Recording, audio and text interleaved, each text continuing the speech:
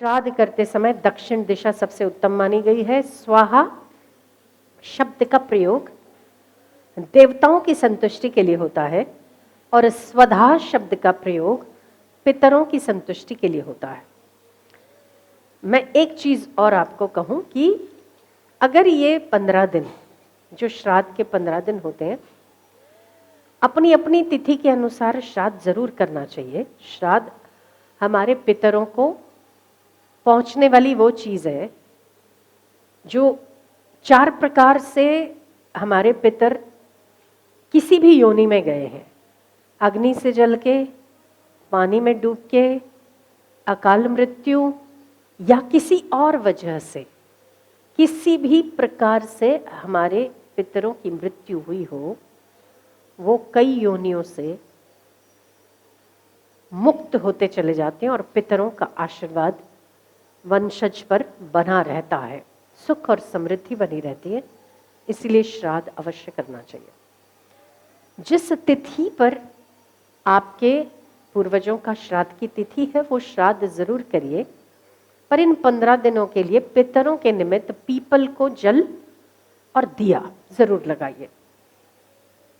इतना भी करते हैं आप तो 15 दिन में भी कहीं कोई रह गया, कहीं कोई छूट गया, कहीं जो कुछ ऐसे भी होते हैं, मैं आपको ये बताऊं कि जिनसे हमारा कोई ताल्लुक शारीरिक रूप से नहीं है, जैसे वो मेरे नाना दादा परदादा वो नहीं है, पर फिर भी कहीं न कहीं वो मेरे लिए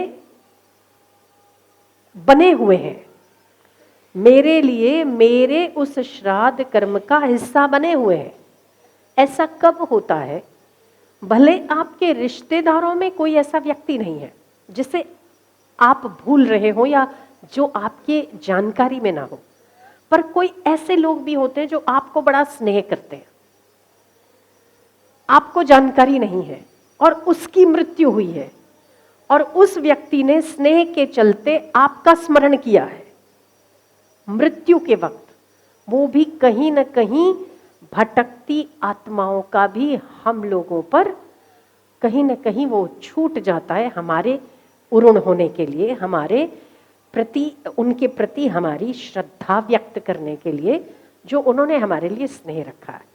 कुछ ऐसे भी होते हैं जो हमारे प्रति द्वेष रखते हैं, नफरत रखते हैं और कहीं न कहीं उनका भी कोई मन दुख हमारे लिए हुआ हो और कोई ऐसी भी आत्माएं भटकती हो जो मृत्यु को प्राप्त होते होते भी आपसे नफरत रखती हो और नफरत के रूप में आपको याद करता हो, तब भी हम लोग कहीं न कहीं सुख समृद्धि या इस लौकिक व्यवहार के और लौकिक जगत के बहुत सारे फायदों को लेने में रह जाते हैं और उसको आप एक और छोड़ दीजिए, तब भी कहीं ना कहीं कहते हैं ना कि आत्मा सब में एक है।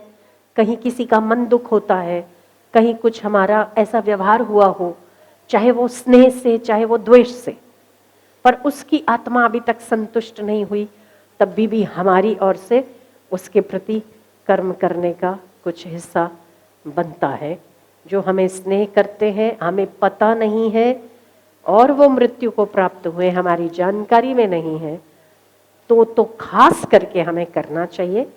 तो आप अगर हर रोज भगवान सूर्य उदय होने के बाद भगवान सूर्य से प्रार्थना करते हुए कि जितने भी हमारे पितर हैं, जिनको हम जानते हैं, जिनको नहीं जानते हैं, जो हमारे बहुत पहले के, पुराने के, अभी के, नज़दीक के, दूर के, जितने कुछ भी हमारे पितर हैं, उन सब के निमित्त मैं ये ओम विष्णवे नमः, ओम विष्णवे नमः, ओम विष्णवे नमः, विष्णवे नमः, ये स्मरण करते हुए मैं पीपल पर जल चढ़ा रहा हूँ। हे सूर्य भगवान, उन सभी को तृप्ति दीजिएगा।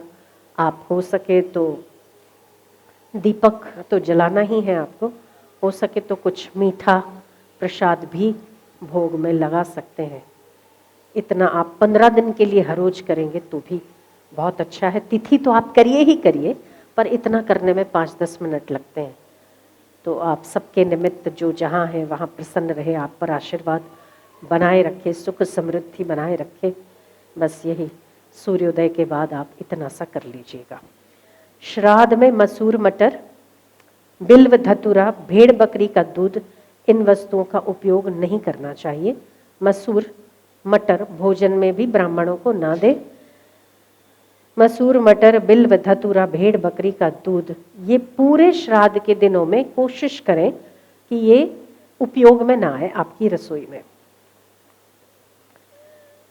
बिल्व धतूरा, और बिल्व धतूरा तो जो श्राद्ध की तिथि हो उस पूजा में नहीं करना चाहिए, बाकी आप जो शिव मंदिर में जाते हैं वहां कर सकते हैं। कुश, उड़द, साठी के चावल, जौ, गन्ना, मूंग, सफेद फूल, शहद, गाय का दूध, गाय का घी, ये चीजें पितरों को सदा प्रिय होती हैं, अतः श्राद्ध में इनका अवश्य उपयोग करना चाहिए। कुश, वो कुश की अंगूठी पहनते ना आप, ब्राह्मण पहनाते होंगे आपको। उड़द, साठी के चावल, जौ, गन्ना, मूंग, सफेद फूल, शहद, गाय का दूध, गाय का घी।